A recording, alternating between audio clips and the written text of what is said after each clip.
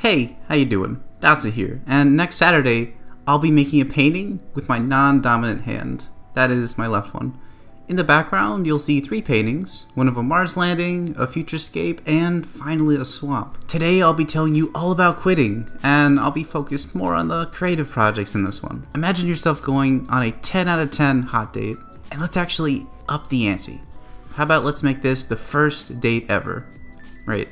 So it becomes an awesome experience. You guys laugh, you guys have a lot in common, and you really begin dating.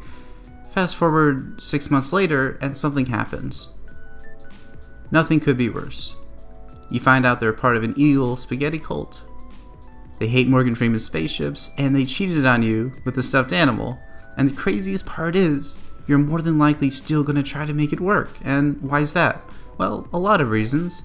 You might feel like you've already invested a bunch of time and energy, and maybe you're just looking for that spark that you had in the first place. Or even on the most basic level, maybe you're trying to convince yourself that the good things outweigh the bad things overall. So at this point in time, you might be asking, what does this have to do with your creative projects? And you see, a bad creative endeavor is like a bad relationship. For example, let's use digital paintings for instance.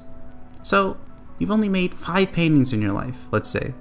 Your 6th one is really going down the drain, and you have the same mentality of not quitting.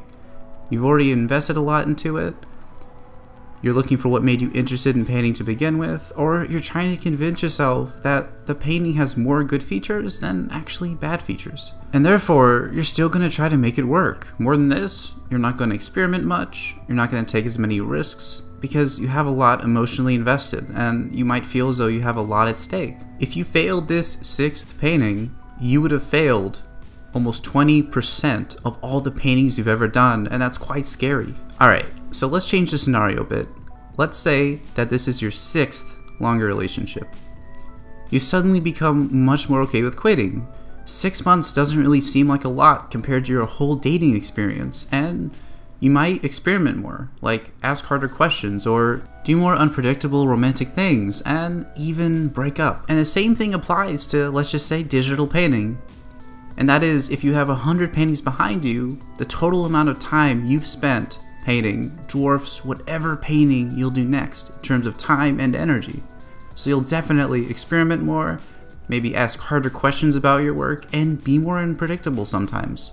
And at the very most, destroy a piece if it doesn't work. In turn, the skill of quitting is a matter of building confidence by growing a body of work, and if you're clever about it, you can train yourself to stop a creative endeavor before it goes really bad.